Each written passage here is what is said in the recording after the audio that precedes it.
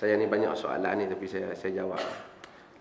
Apakah benar demonstrasi dan mengkritik pemerintah adalah sunnah khawarij? Sunnah khawarij.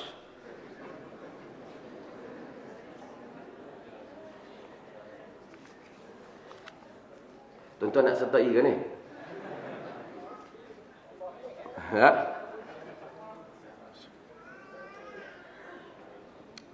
Kita dalam semua hal agama menimbang mafsadah dan mudarat dia. Mafsadah dan maslahah. Kebaikan dan kerugian. Sebagai seorang Muslim, sebelum kita nak bahas apa pun, kita naklah tahu yang kita nak buat tu benda apa yang kita nak capai, apa tujuan dia, dan kita boleh hargai apa kesan dia. Kalau kita tahu apa yang kita nak buat tu jelas pada fikiran kita, apa yang kita nak buat? Apa matlamat dia? Dan kita rasa matlamat dia ni matlamat yang salih, matlamat yang baik. Salih ni maksud memberikan kebaikan untuk umat manusia, untuk rakyat. Dan kesannya nanti pun kesan yang walaupun kita tak tahu masa depan, tapi dari cara bentuknya kita boleh tahu bahawasanya kesannya ialah positif. Maka kita buat. Dan setelah kita tahu itu, kita kena pergi pada peringkat yang berikutnya, iaitu kita mestilah berdisiplin apabila kita ingin melaksanakan perkara tersebut. Maksud tidak boleh merungkaikan ikatan kita sebagai seorang Muslim. Asalnya manusia, boleh tak dia pergi komplain, tuntut hak dia? Boleh tak saya tak puas hati, saya pergi kata saya nak hak saya?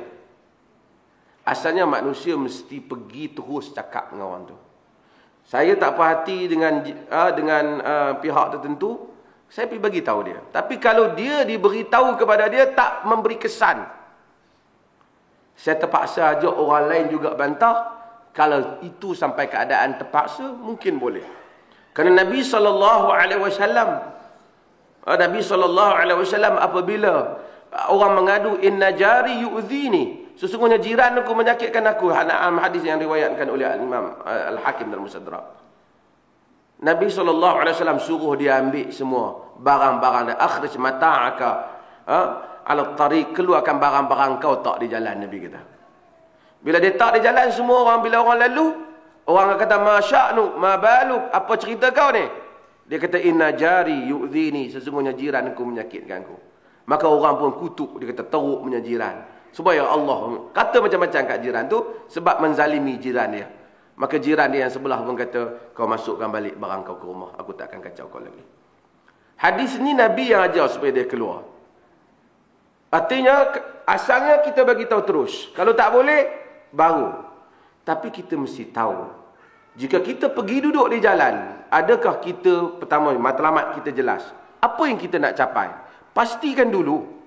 Dan kedua, adakah kita boleh disiplin sebagai seorang Muslim? Tak pecahkan barang orang, tak rosakkan barang orang, tak ganggu tempat yang orang patut jalan. Nabi tak benarkan orang bersembang di jalan sehingga ganggu orang lain. Iyyakum wa julusi turaqat, jaga kamu dengan duduk di jalan. Kalau kita nak duduk di jalan, kita kenderaan boleh lalu dan seumpamanya, melainkan orang semua sepakat tak mau lalu hari itu. Dan kita tak akan maki orang, melainkan kita akan kata yang benar sahaja. Dan tak akan pecahkan orang, harta benda orang, ataupun tak akan mengangkat senjata mencederakan saudara Muslim yang lain. Jika kita boleh disiplin hal itu, maka pergi kepada satu peringkat lagi. Dan kemudian kita pula tahu apakah kesan daripada perbuatan itu, memberikan impak yang positif ataupun negatif pada negara. Kalau itu semua dapat kita jawab, bahawasanya positif, maka kita boleh pergi. Jika kita rasa negatif, jangan pergi. Bila saya nak buat urusan pergi, tunggu lagi 3-4 hari.